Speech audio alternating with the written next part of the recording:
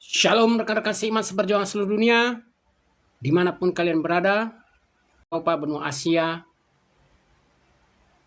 benua Amerika, dan dimanapun kalian berada di seluruh penjuru dunia, Washington Jeddah. Shalom. Pagi ini kita akan bahas dari Kolose 1 ayat 17. Sini bicara Tuhan Yesus itu apa dan bagaimana. Kolose 1 ayat 17 bilang dengan perikop keutamaan Kristus.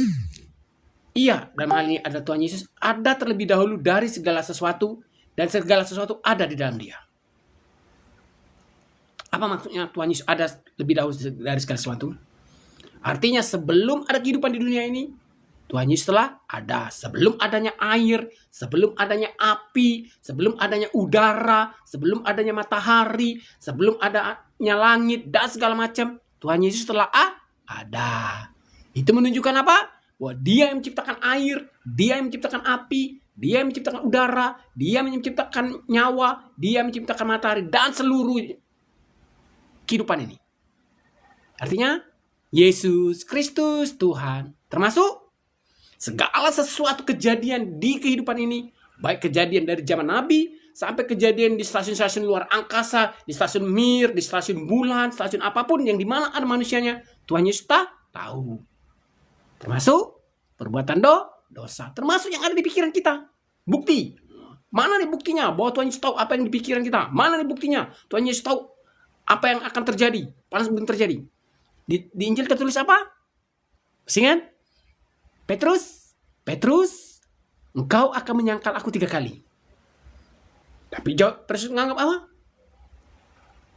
Tidak mungkin. Segitu-gitu lah kan. Dia menyangkal kan. Dia menyangkal bahwa dia akan menyangkal. Ya kan? Sebelum dia menyangkal, dia telah menyangkal bahwa dia akan menyangkal. Kan itu terjadi kan? Ya kan? Petrus yang 24 jam bersama Tuhan Yesus, yang telah banyak menyaksikan mukjizat, bahkan saking istimewanya si Petrus ini, dia melihat ada Musa, Elia bersama Tuhan Yesus. Masih ingat kejadian itu? Lupa. Bayangkan, manusia dalam tanda kutip yang dianggap spesial di antara 12 murid di mata Tuhan Yesus pun ragu. Bisa dong kita meragukan ketuhanan dari Tuhan Yesus, yaitu tidak, aku tidak akan menyangkal. Kan Tuhan Yesus sudah bilang, kau akan menyangkal. Tidak, aku tidak akan menyangkal. Dia menyangkal bahwa dia akan berbuat dosa. Bayangkan pertarungan iman, pertarungan ideologinya, ya kan? Pertarungan pikiran. Apa yang ingin ditunjukkan itu? Makanya ada ayat pikul salib tiap hari, pikul salib tiap detik. Karena iblis menggoda tiap saat, tiap detik. Contohnya itu Petrus. Kurang apa ya, 24 jam di samping Yesus lu malah. Berhadapan kan dia ngomong dengan Yesus kan dekat kan. Paling kan jarak 2 meter lah. Tapi apa? Apakah kita akan menganggap, Tuhan Yesus tidak mampu melindungi Petrus? Petrus digoda iblis. Apa kita bisa menarik tesis seperti itu? Apalagi kita, ketahuan, udahlah. Artinya itu makanya saya nggak suka konsep anti gerakan itu. Ini berarti bukan hanya bukan hanya menghancurkan ideologi negara Pancasila, lebih jauh lagi. Menghancurkan ini nih. Faith. Masa dosa, dari konsep dosa aja sudah salah. Misal, berpikir hayal, fantasi seks berpikir hayal dengan Yesus berdosa. Tapi berpikir hayal dengan Jokowi, dengan Prabowo, dengan Jenderal Agus, dengan Joe Biden, dengan Raja Salman tidak berdosa. Berpikir pornonya pun diklasifikasi. Yang ini berdosa, yang ini tidak. Kurang ajar aliran ini. Ya kan? Lo pikir kayak peraturan negara, umur 17 tahun ke atas boleh pakai KTP, yang 17 tahun ke bawah belum punya KTP kecuali sudah nikah. Emang ini peraturan duniawi. Dosa tetap dosa. Mau lu berpikiran cabul dengan Tuhan Yesus, lu mau berpikiran cabul dengan Petrus, lu mau berpikiran cabul Joe Biden, lu mau berpikiran cabul dengan Mahmud MD, lu mau berpikiran cabul dengan Donald Trump, mau berpikiran cabul dengan Raja Salman, Pangeran William, Pangeran Muhammad bin Salman, dengan Jokowi, dengan Prabowo, ataupun siapapun termasuk berpikiran cabul dengan saya, tetap dosa. Dari situ udah hancur iman mereka. Bingung kan? Wah, bingung. Ini imannya dihancurkan iman mereka. Makanya ada firman Tuhan. Iblis atau roh jahat aja atau iblis bingung mereka. Buktinya apa? Roh jahat atau iblis berkata, Tuhan Yesus kami tahu, Paulus kami kenal. Kalian ini siapa? Bayangin, iblis aja bisa bingung kan? Maka dulu kan kita sempat dalam tanda kutip sempat ribut kan? Ayat ini apa maksudnya? Kekuatan di dunia ini kan ada dua. Iblis sama Tuhan Yesus, kebenaran sama kejahatan, dosa sama kudus. Kok ada ayat ini? Roh jahat berkata, Tuhan Yesus kami kenal, Paulus kami tahu, kalian ini siapa? Berarti kan ada kelompok sempalan di antara iblis dan Tuhan Yesus. Ya ini mungkin kan maksudnya kan kelompok sempalan itu kan ini. Nggak jelas mau kemana. Nah, kelompok sempalan. Padahal semua orang tahu kekuatan di dunia ini cuma dua. Tuhan Yesus, iblis. Kebenaran, kegelapan. Dosa, kekudusan. Kok tiba-tiba iblis ngomong kayak gitu, roh jahat kan? Ya kan? Tuhan Yesus kami kenal, Paulus kami tahu. Kalian ini siapa? Iblis loh yang ngomong, roh jahat. Berarti kan kita berarti ada kelompok sempalan ya kan? Yang mau ikut Tuhan Yesus, ogah, mau taat sama iblis, nggak mau. Ya kelompok kesempalan. Artinya apa? Kelompok anarki, kelompok hedon tidak taat hukum, baik hukum iblis maupun hukum Tuhan Yesus. Ingat, iblis pun ada hukum. Contoh, gak usah jauh-jauh deh. Peluk-pelukan, fudu. Di Indonesia aja nih, contoh yang penyembah-nyembah, tuyul, gunung kawi, segala macam itu kan. Lu mau kaya, tumbalkan anak lu. Nah, kan ada aturan mainnya. Ya kan? Dunia hitam aja ada dunia mainnya. Baik dunia iblisnya, narkoba, segala macam, koruptoran, ada aturan main. Betul. Jadi jelas kan kenapa saya menolak itu. Masa gara-gara saya ya kan? Ditantang balik kan, kutantang balik. Ayo sini, 3.000 triliunnya. Kalau memang berdasarkan saya. Ya udah kepalang, udah oknum aparat ngomong ketahuan, oknum anggota DPR ngomong ketahuan, rakyat jelata ngomong pujanglawan, pejabat ngomong ketahuan, ya kan? Sini 3.000 triliun sama saya, ya kan? Betul enggak? Ya kan? Maka saya bilang, apalagi saya lihat pejabat-pejabat itu, wah, seneng lah pejabat-pejabat Indonesia itu ngikut itu. Mereka dari zaman Soeharto terlatih berhayal, berfantasi. Buktinya Soeharto ditumbangkan. Loh, fantasi apa? Korupsi. Markup korupsi kan? Markup ngayal. Ngarap misalnya anggaran misalnya 100 triliun. Wah, gimana nih? Mulai dia berhayalkan 100 triliun ini. Oh, dihayalkan kan? Bagaimana caranya cukup ke 100 triliun? Oh, 50 triliun beli cabai, 30 triliun beli kelapa, 10 triliun beli sirinso. Kira-kira kan kayak gitu anggaran biar cukup kan? Dihayalkan itu buat penghayalan yang fokus ya. Makanya ketika ditawarkan hayalan, saya ini cepat, plat merah. Oh, pendeta, kami, benar-benar iman kami bertambah. Oh, ya kan? Benar-benar kami yakin. Selama ini kami kecil, kata oknum pejabat itu kan plat merah. Kenapa?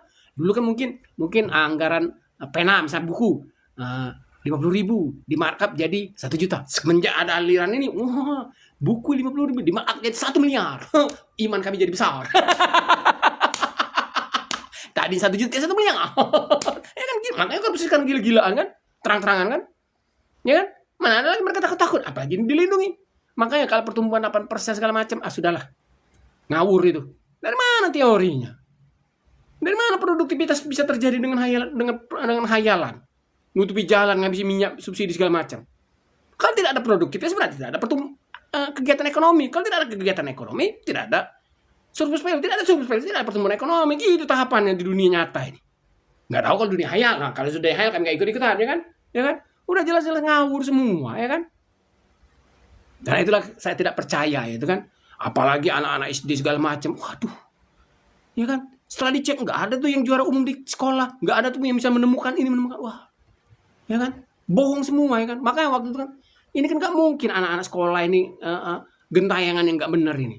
Kemana subsidi pendidikan itu? Kemana subsidi bansos segala macam? Rupanya, puji Tuhan, salah satu contoh kecil ya kan, yang terungkap di media, dana BOS dikorupsi, hasilnya 7 bus pariwisata. Wah, wajar, anak-anak sekolah ini kan berkeliaran nggak keruan kan, dana BOSnya dikorupsi jadi 7 bus pariwisata. Oh Tuhan Yesus, makanya ini pasti ada kesalahan ini, pasti ada kejahatan terorganisir yang ditutupi, maka dimunculkan fantasi ini. Contoh, di Alkitab ada nggak kejadian? Ada waktu yang si Israel itu siapa tuh yang dipaksa untuk tidur dengan cewek itu, dia menolak, akhirnya dibalik menjadi dia yang memperkosa. Karena apa? Tujuan untuk menutupi kejahatan yang besar. Malu dong seorang istri pembesar mengajak tidur seorang pegawai rendahan. Itu kan kasus yang besar. Sama kayak ini kasus yang besar ada yang ditutupin. Contoh kayak tadi, tinggal cek aja angka kemiskinan di Indonesia, angka pengangguran di Indonesia, angka putus sekolah di Indonesia, busung lapar di Indonesia, gizi buruk di Indonesia. Cek aja di Google itu. Ngeri-ngeri kali, bah. Dan songoni negara wan. Dan songoni adong 3.000 triliun APBN portibion. Dan song dan hak saya. Alai 3.000 triliun APBN na ate. Mulai bereng datai, gok akan busung lapari, gok akan putus sekolah. Itu dia 3.000 triliun ni ate. Ise naman jalo 3.000 triliun ni. Au, dang ada. Ise no, Joe Biden dang ada. Raja Salman dang ada. Ise no manjalo 3.000 triliun ni ate. Ise. Itu dia lawan. Hah? Itu dia lawan. Dang ada kita boto ate. Ate. Aku hamu sudi. Akana porsia tu debata jawab. Porsia do hamu tu debata jawab. Mula songone unang mambayan akana naritiki. Bolokon sudah pas sombu mas songoni. Bolokon sudah. Enggak membikin bak masuk surga itu. Apalagi bikin kaya, enggak ada ceritanya itu. Iya kan? Akana ritik do porsia tu halaki. Porsia boy namoraon sian akana ritiki. Olo do hamu songon gunung kawi, olo do hamu manjalo tuyul, mula nang bolokon mah. Ate, nggak ada gunanya itu, ya kan? Kenapa? Karena semua sia-sia. Contoh, ya kan? Kalau mau konkret-konkret aja, sudahlah konkret-konkret aja. Kepada orang-orang yang di belakang ini kan kita tengok aja. Pejabat-pejabat Indonesia, contoh Jokowi. Kalau dia konkret, konsisten dengan dunia setan itu, ngapain disuruhnya si Bobi Nasution tuh nyagup? Udah tenang-tenang aja, mindahin pena pintu ini segala macam. Nanti duit datang sendiri. Nanti Megawati datang sungkem kepada kau. Nanti Surya Paloh sungkem kepada kau. Nanti Wiranto sungkem kepada kau. Nanti Oso sungkem kepada kau. Ada? Mau ya Megawati sungkem kepada dia? Mau Surya Paloh sungkem kepada Bobi Nasution? Tetap kampanye dia kan? Artinya tetap nyari duit, tetap bekerja. Ngapain kita capek-capek ngayal? Wong pejabat-pejabat itu yang konsisten dong dengan ajaran yang mereka tawarkan, ya kan? Konsisten, gak usah kerja, Bobi, gak usah kerja, Kaisang, gak usah kerja, Gibran di rumah, ngegas aja, konsisten dong. Kan berapa kali anak buah saya kemarin itu ngecek di Istana Negara itu zaman presiden sebelum Prabowo, ada nggak mobil tangki, mobil apa? Mobil tinja itu parkir minimal sebulan sekali deh 10 mobil di depan istana, nggak ada, ya kan? Ada nggak mobil sampah, truk sampah mereka parkir di depan penuh di depan istana? Nggak ada. Ada nggak Gerindra? Nggak ada semua. Cuman waktu kalau kita perhatikan kan, waktu pengecetan Istana Negara dari terakhir kali sebelum Presiden Prabowo dilantik itu, kita lihat kan disiarkan di TV, kita lihat orang ngecetin nggak pakai sarung tangan, nggak pakai helm safety, nggak pakai rompi kerja di Istana Negara. Tenaga kerja seperti itu ngecet. Apa di bawahnya nggak dialasin, ya kan? Itu sebelum masa-masa menjelang Prabowo mau dilantik itu kalau nggak salah. Cek aja, buka aja rekaman TV-nya. Saya mikir, ya Tuhan Yesus, jadi gini mereka perlakukan istana. Wajarlah waktu itu kan ada pernyataan istana tidak aman. Bayangin. Tapi yang anehnya pas Pampres waktu itu tidak menyatakan saya mengundurkan diri karena ada yang berkata istana negara tidak aman atau tidak safety untuk saya. Tidak ada kan? Cek, ada nggak pernyataan itu? Kita kan bertanya, ini maksudnya apa? Kita cek semua kan dari zaman Soekarno, Soeharto, Habibie, Gus Dur, Megawati, SBY. Nggak ada yang berani ngomong istana nggak aman. Istana nggak ada. Terang-terang. Ini artinya, kan rupanya kayak kode-kode alam, kayak rombong-rombongan ini, ya kan? Ke kiri, ke kanan, ke atas, ke bawah, ngegas. Kode itu rupanya. Nah, wajar lah dapat wapres kan, Istana Negara diomong gak aman. Kode tuh coy, Istana Negara aja pertarungan 3.000 triliun coy. Wajar kodenya tingkat tinggi kan. Beda dengan tukang ojek segala macam ini kan. Orang-orang miskin kodenya beda. Lele, cabe, apa lagi? Kelapa, kecamatan segala macam ya kan. Beda kodenya. Kenapa? Karena mereka ngerebut kehayalan. Kalau itu kan ngerebutkan kekuasaan. Beda dong kodenya. Kayak kita dulu kan kodenya karena tahu sadar, yang dihadapin ini adalah tentara jenderal, kodenya angkatan laut, angkatan darat. Sampai sekarang kan mereka bingung, jangan mereka ini angkatan laut. Pengaruh banget sama sekarang kami sadar yang dihadapin pasis jenderal bintang 5. Kodenya pernah dihadapin gitu. Ini katanya mau merebut kekuasaan, katanya mau merebut, tapi kodenya lele cabai. Beda dengan kode, kok beda ya? Kode antara penguasa kayak apel Malang, apel Washington, saya tidak membaca apa yang saya tanda tangani, Istana Negara tidak aman. Dengan kode yang Ronald kelihatan nih, lele, kecamba, cabai, beda kodenya. Kan sama kayak kemarin itu kejadian di Palembang kan.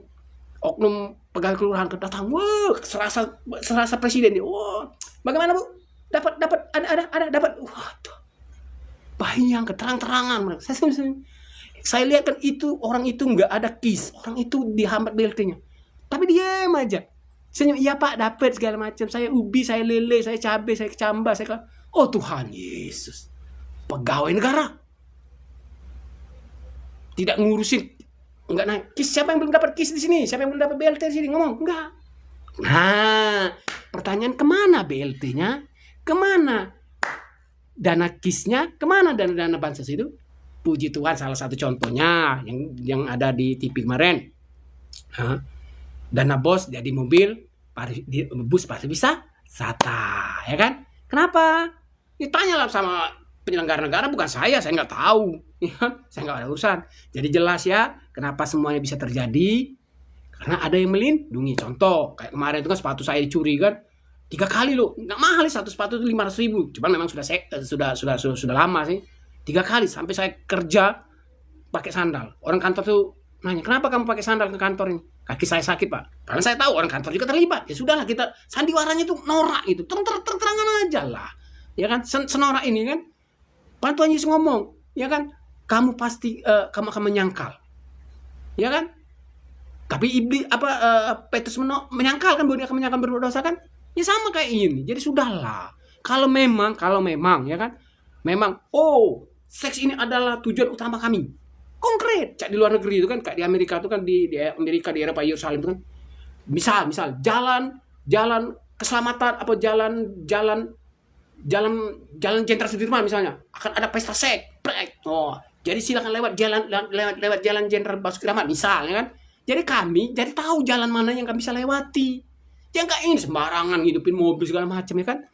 Ya kan? Nggak ada hubungan saya. Dosa kalian dengan saya itu nggak ada hubungan. Jangan dosa di pikiran, dosa kalian di dunia nyata aja. Misalnya korupsi, ya kan, korupsi bansos, BLT. Yang nangkap siapa? Apa saya yang nangkap? Dunia nyata loh. Misalnya kalian nggak pakai helm, nggak pakai SIM, atau buang sampah sembarang atau segala macam, yang nangkap siapa? Saya. Dunia nyata, apalagi dunia hayal, nggak ada hubungan dengan saya. Kalian aja yang bego dikait-kaitkan dengan saya. Ya nggak dibilang bego marah, ya kan? Ya kan? Udah jelas ketahuan kalian itu kan? Ketahuan bukan oleh saya, oleh Tuhan Yesus. Buktinya apa ketahuan oleh Tuhan Yesus? Buktinya itu yang terbaru aja, kejadian yang terbaru. Pelajar SMA itu yang bongkar kasus masalah makan gratis itu kan kalau bukan dari Tuhan nggak mungkin tergerak anak itu nyiarkan di ini, nggak mungkin. Dia bukan aktivis KPK, dia bukan aktivis LSM anti korupsi, tapi dimunculkan oleh Tuhan Yesus. Hebatnya cara kerja Tuhannya. Yang terbaru, cuma pelajar aja lu lebay, Jenderal TNI, jenderal lu yang kemarin marah-marah karena jelas dia marah.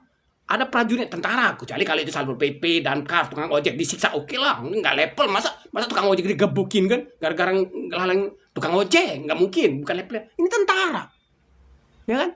Bagaimana kalau dikirim ke Rusia, kayak kemarin kan informasinya ada tentara nasional Indonesia dibunuh tentara Rusia. Ada informasinya? Nggak ada. Semuanya kalian nggak ada informasi. Yang penting bokep, ya kan? Tentara jenderal dan minta maaf. Kalau dia menghukum itu prajurit karena melakukan kesalahan. Wajarlah tentara dihukum, digebukin, ditampar. Kenapa? Karena dipersiapkan untuk menghadapi maut. Bayangkan kalau tentara itu ditangkap oleh tentara Rusia, ya kan? Dikirimlah misi dari tentara nasional Mabes TNI, kirim ke Rusia, misalnya. Ditangkap tentara Rusia, kepak, siapa nama panglimamu? Kepak, siapa nama pangdamu? Misalnya, kan disiksakan kayak itunya. Serupanya semua itu. Ya kan? Contoh kasus yang siapa itu yang Ibda Rizdu itu yang polisi yang nyiksa itu, yang anak ternyata bukan dia yang bunuhnya kan nyiksa itu kan polisi malah nyiksa, kepak sama warga negara Indonesia, kepak, apalagi tentara Rusia misalnya kan ketemu tentara, siksa kepak, ya kan polisi aja nyiksa. Yang kasus Pina ya, yang mati Pina itu kan terbungkak disundut rokok, siksanya gila-gilaan sama warga negara Indonesia. negara hukum Pancasila. Apalagi lu dikirim ke Rusia segala macam, klepak disuntrong atau pakai siksaan kejam kayak Vietnam itu kan, dihadapkan dengan tetesan air ke jidat kan, ya kan, ya ngeri kali ya kan. Makanya saya bilang, kok Jenderal TNI minta maaf ya, aneh ya. Tentara kalau kecuali kalau yang disiksanya tukang ojek, tukang Grab, ojek online, apa tahu atau roti galon-galon, wajar. Mereka tidak dipersiapkan untuk mati. Mereka tidak dipersiapkan untuk disiksa. Tentara kan dipersiapkan untuk disiksa. Bukan berarti saya lebay. Buktinya pendidikannya kan, merayap pun, lewat lumpur ditembak-tembak kan. Artinya apa? Lu akan disiksa kalau ketangkap. Lu akan disiksa kalau ini. Dan kalau lu disiksa, lu berani nggak nanggung nyawa 1 batalion? Berani nggak lu tutup mulut? Sanggup nggak lu tutup mulut? Kalau lu lalai, 1 batalion bisa mati. Kan gitu tentara kan? Kok jenderal minta maaf? Artinya apa? Ini negara sudah hancur. Kenapa? Karena grung. Ya kan? Artinya apa? Ketahuan. Ya kan? Ketahuan semua. Makanya saya bilang ini, makanya saya cuek-cuek aja. Contohnya kayak beberapa hari ini, sekarang hidup motor kan. Artinya udahlah. Dia sudah milik dunia itu ya kan? Biarkan aja. Kenapa? Karena apa? Kan sudah pilihan itu, sudah agama ya kan? Mau ngomong ketahuan oleh saya. Emangnya saya Tuhan? Ya kan? Saya bukan Tuhan yang artinya apa? Makanya dari konsep iman ada sudah dihancurkan. Konsep iman, konsep kitab suci, konsep dosa hancur. Artinya apa? Imannya sudah hancur. Artinya apa? Ini agama baru, tidak berdasarkan Alkitab. Mana ada Alkitab? Tuhan Yesus perintahkan, ayo kita berdoa, hidupkanlah mesin apa dulu? Mesin pengiringan apa? Kalau dulu itu anggur kan? Kan ada anggur pakai kuda, nggak ada. Atau kita berdoa, bunyikanlah bunyi-bunyi, gluak, atau nyapulah, mana ada? Coba Alkitab mana menerangkan kalau mau berdoa bikin aneh-aneh. Tapi apa Tuhan Yesus bilang? Kalau kamu berdoa, tutup kamar, berdoalah dan tenang. Ya kan? Mana ada nutup jalan segala macam. Maka saya cuek aja, terserahlah. Kamu mau nungging segala macam, terserahlah. Yang pasti kalian penakut. Kenapa penakut? Itu tuh ditantang kondomisasi. Ya kan? Mana berani? Mana? Coba. Tunjukkan data dan fakta informasi. Kelompok aliran itu datangi kantor gubernur. Kami nuntut pergub kondomisasi. Sampai ke SD. Karena kami sudah berhasil mengorganisir SD untuk berpikiran porno. Ada berani mereka. Konsisten dong. Sudah dididik anak-anak SD itu berpikiran cabul. Gubernur. Kami nuntut pergub. Wali kota, bupati. Kami menuntut perda. Peraturan bupati, perwali. Bahwa kodok harus masuk SD. Berani mereka. Karena mereka sedang mengorganisir SD. Atau datangi kantor DPRD. Kantor DPRD harus mengeluarkan perda. Bahwa kondom harus masuk SD. Berani mereka. Saya tantang mereka. Berani nggak? Udah kepala mereka mengorganisir anak SD. Bikin cabul. Jangan tanggung. Berani nggak? Nuntut saya. Sakit jiwa. Lu itu. Kalian itu yang sakit jiwa. Konsep dosa aja kalian sudah hancur. Konsep dosa. Contoh. Seperti yang saya bilang. Tidak boleh berpikiran cabul dengan Tuhan Yesus, Bunda Maria, nggak boleh dengan Muhammad. Yang boleh dengan siapa? Dengan Raja Salman, dengan Pangeran William, dengan Jokowi, dengan Gibran, dengan Timbul, dengan segala macam lah. Itu konsep dosa kalian. Alkitab mana yang bisa? Alkitab mana yang menjelaskan dosa itu bisa gitu? Kayak ngurus KTP aja. Umur 17 tahun ke atas boleh, 17 tahun ke bawah nggak boleh, kecuali udah nikah. Itu hukum Tuhan kalian. Sakit jiwa kalian itu. Konsep dosa udah hancur kalian buat. Nggak sadar kan? Nggak sampai sana kan pikiran? Nggak sampai. Nggak sampai. Maka saya bilang penakut kalian itu. Maka saya nggak ladeni. Kenapa? Kalian digiring menuju apa? Kalian sendiri kan nggak tahu kan? Menuju apa? Kalian pikir kondomisasi itu program baru. Itu sudah lama sebelumnya itu. Sudah disiapkan tahap-tahapannya itu jelas. Ya kan? Makanya Joe Biden ngasih 500 miliar ya kan? Kenapa? Karena sudah dihitung orang. Kalian pikir nggak dihitung itu, ya kan? Ayo berani nggak? Gua tantang nih, kasih waktu 2 hari. Datangi kantor gubernur, datang kantor bupati, datang kantor wali kota, tuntut perda kondom masuk SD SMP. Karena kami telah mengorganisir anak SD dan berhasil percaya buat cabul. Berani nggak? Berani? Tidak berani pasti. Tidak berani mereka. Mereka takut kena pentung. Hebatnya orang di belakang kalian itu ya. Luar biasa. Tidak berani kena pentung, tapi berani melawan Tuhan. Tidak berani masuk penjara, tapi berani masuk neraka. Luar biasa gobloknya. Bayangin kan, firman Tuhan tadi bilang apa? Roh jahat iblis aja bingung dengan kalian itu, ya kan? Kalian ini Tuhan Yesus kami kenal, ya kan? Paulus kami tahu. Kalian ini siapa? Oh, Tuhan Yesus. Hebat loh kalian itu, ya kan? Hebat. Salut saya. Salutnya di mana? Iblis aja bingung. Di Alkitab itu, Alkitab saya yang nggak tahu Alkitab kalian, jelas-jelas menulis iblis itu adalah bapak pendusta. Iblis itu raja pendusta. Bayang, tukang bohong, raja pembohong iblis. Bingung dengan kalian. Iblis, dia tukang pembohong itu raja pembohong, bingung dengan kalian. Ya kan?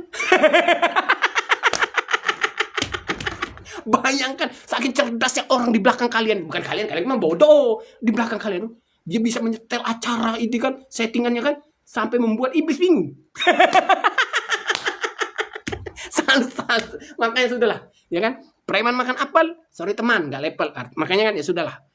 Kalian sudah sangat bernafsu mengimani kebohongan itu. Ya sudah, saya demokratis aja. Itu urusan kalian dengan Tuhan kalian. Kalau percaya Tuhan, kalau nggak percaya Tuhan ya urusan kalian, ya kan? Ya kan? Ini negara kalian, urusan kalian. Saya nggak ikutan. Karena sudah jelas semua apa yang diinginkan oleh orang itu, apa yang ingin dihancurkan oleh aliran itu. Pertama yaitu iman, kedua Tuhan, ketiga kitab suci. Ujung-ujungnya kemana? Hancurnya negara Indonesia. Kesananya itu pasti. Buktinya apa? Uni Soviet. Lupa ya Uni Soviet bubar. Konsekuensi Uni Soviet bubar apa? Perang saudara Ukraina-Rusia. Buktinya apa? Yugoslavia bubar. Konsekuensinya apa? Serbia, Bosnia tembak-tembakan. Nah, kita berdoa agar Indonesia minimal bubarnya kayak Cekoslovakia kan?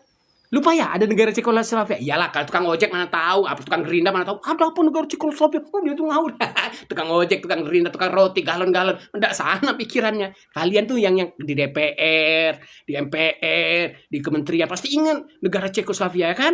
Ya kan menteri-menteri, ya kan menteri-menteri? Nah, bagaimana Cekoslovakianya bubar? Aman, damai, tenang. Slovakia. Jangan seperti Yugoslavia, bos saling bunuhan. Atau sekarang yang lagi ngetren kan yang bikin geger dunia kan, Ukraina, Rusia. Ngeri sampai ada tentara Indonesia dibunuh katanya. Ngeri kali ya. Jadi kita sama-sama berdoa, minimal kalau memang kehendak Tuhan, rencana Tuhan kan membiarkan kalian berbuat dosa, ya diselamatkanlah minimal bubarnya negara Indonesia kayak Cekoslovakia kan. Ya kan? Ya, tolong ya anggota DPR, MPR, menteri, tolong ya doain itu. Kalau tukang ojek, tukang gerinda, apalagi tukang galon nggak ngerti, apalagi anak SD. Apaan bapak itu ngomong Cekoslovakia? Nih 5.000 aja beli ketoprak. Sudahlah mikirin itu. Iyalah, kalian nggak sampai sana. Informasi kalian sudah dicuci otaknya. Karena itu saya minta tolong Bapak Presiden, Bapak Wakil Presiden, dan seluruh tokoh-tokoh agama, ketua DPR, kita berdoa untuk keselamatan umat manusia, terutama yang ada di Indonesia. Kalau memang hal ini diizinkan Tuhan Yesus untuk menuju kayak kejadian di Eropa, bubarnya negara, minta tolong agar cuma kayak Ceko aja ya. Kasihan sama kalian, udah miskin disuruh bunuh pula, ya kan? Kasihan saya, disuruh datangi kantor bupati untuk ya bubarnya kayak Ceko. Mudah-mudahan, yang kita nggak tahu rencana Tuhan, kita hanya bisa berdoa deh. Ya cukup berdoa dengan Tuhan agar bubarnya sama Ceko. Aku tahu orang miskin nggak tahu apalah Cekoslovakia. Kami nggak ngerti, kami taunya ya cuma gimana dapat duit 30.000 sehari jadilah. Oke, tolong ya anggota DPR segala macam, apel Washington, apel Malang. Saya tidak membaca apa yang saya tanda tangani, bocor-bocor dan segala macam, prihatin. Tolong ya bantu doa ya, karena kita tahulah kondisi negara gimana segala macam ya. Itu aja omongan saya. Terima kasih atas perhatiannya. Tetap semangat teman-teman Kusiman Seperjuangan Sedunia. Percayalah ya kan, semua dalam kendali Tuhan Yesus. Semua dalam rencana Tuhan Yesus menuju satu titik, yaitu Armageddon. Tidak ada yang lain. Semua menuju satu titik, Armageddon. Perang terbesar dan terakhir, nuklir bergerak, dan tergantung kalian. Percaya Tuhan Yesus dengan sungguh-sungguh dengan berkata, dosa adalah dosa. Tidak ada dosa di berdasarkan timbul, tidak ada masuk surga masuk neraka berdasarkan timbul, tapi berdasarkan Tuhan Yesus. Ada amin? Karena itu bertobatlah. Tetap semangat teman-temanku Siman Perjuangan Sedunia. Aku tahu bahwa semalam telah terjadi tembak menembak di perbatasan, namun semua dalam kendali Tuhan Yesus.